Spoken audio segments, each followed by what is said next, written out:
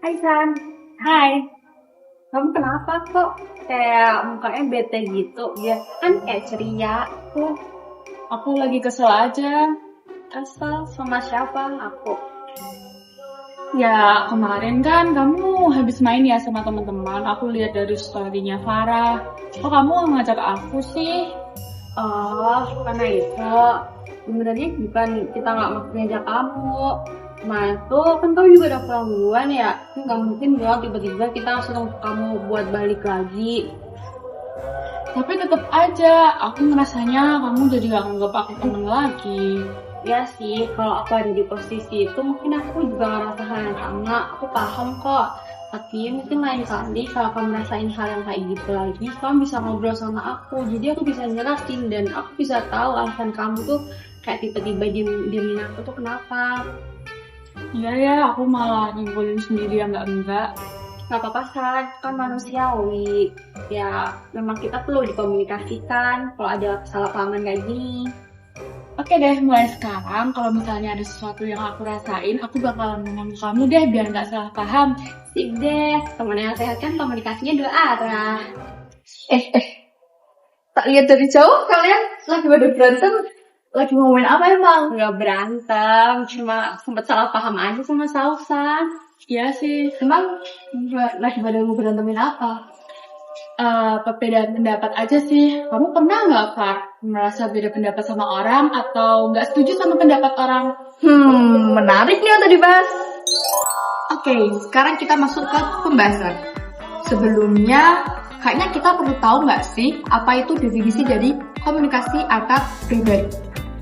Jadi, komunikasi antar pribadi adalah proses pertukaran informasi atau makna dari dua orang atau lebih, baik secara verbal maupun non-verbal.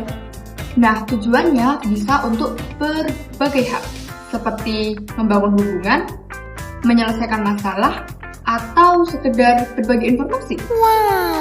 Nah, kita juga bisa nih berkomunikasi melalui berbagai cara, seperti melalui bahasa tubuh, ekspresi wajah, atau bahkan keheningan. Komunikasi antar pribadi itu sangat penting untuk kehidupan kita sehari-hari. Dengan komunikasi yang baik, kita bisa membangun hubungan yang lebih kuat dengan orang lain. Seperti menyelesaikan konflik dengan lebih mudah, dan kita juga bisa untuk mencapai tujuan bersama. Oke? Nah, jadi tadi kita udah bahas tentang definisi komunikasi antar pribadi. Sekarang aku juga bakal bahas tentang 4 jenis komunikasi antar pribadi. Yang pertama adalah komunikasi intrapersonal. Komunikasi ini terjadi dalam diri sendiri seperti saat kita merenung atau saat kita berpikir.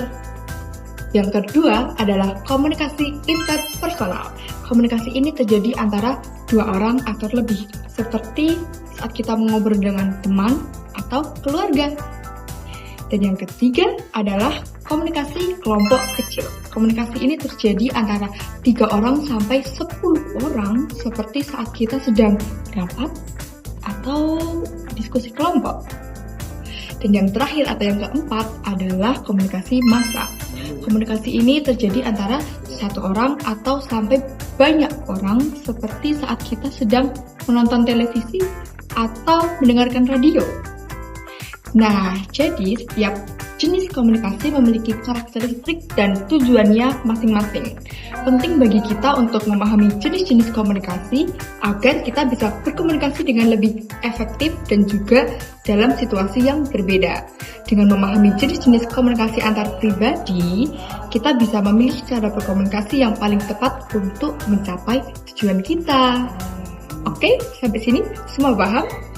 Oke guys, tadi kan Farah udah jelasin nih apa itu komunikasi antar pribadi dan juga jenis-jenisnya. Nah, di sini aku juga nemu ini, tips-tips untuk meningkatkan komunikasi antar pribadi. Oh iya? Emang apa aja tuh, San? Oke, dengerin ya.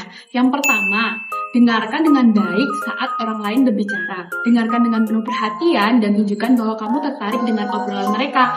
Yang kedua, Gunakan bahasa tubuh yang positif, jaga kontak mata, tersenyum, dan tunjukkan bahasa tubuh yang terbuka dan ramah. Yang ketiga, bersikaplah sopan dan hormat. Nah, jadi kita harus perlakukan orang lain dengan sopan dan hormat meskipun kamu nggak setuju dengan apa yang mereka katakan. Yang keempat, gunakan komunikasi nonverbal yang efektif. Gunakan bahasa tubuh, ekspresi wajah, dan nada suara untuk membantu menyampaikan pesanmu. Wah, aku jadi kagum deh sama kamu karena kejadian kemarin tuh kamu jadi kayak udah tahu nih apa aja dan bisa bagi-bagi ke kita. Nah, tapi kayaknya aku juga ada tips lain deh, San. Oh Kamu iya? dengerin nggak? Apa tuh? Oke, lanjut nggak sih tipsnya? Nah, tips yang pertama, bersikaplah asertif dan sampaikan kebutuhan dan juga keinginanmu dengan jelas dan juga tegas. Tapi kita juga tetap harus menghormati orang lain nih. Kemudian yang kedua, berempati kepada orang lain. Jadi kita harus tahu nih perasaan orang lain tuh kayak gimana dan kamu tuh harus menunjukkan bahwa kamu tuh peduli sama mereka.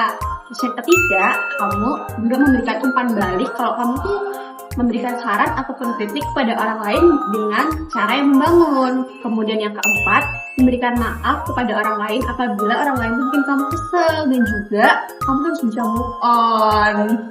Oh gitu ya, ternyata banyak ya tips-tips untuk meningkatkan kemampuan komunikasi antar pribadi. Nah, jadi dari pembahasan-pembahasan tadi, kita bisa menyimpulkan bahwa kita jangan menyepelekan komunikasi ya teman-teman. Nanti kayak salah sama arah, iya nggak?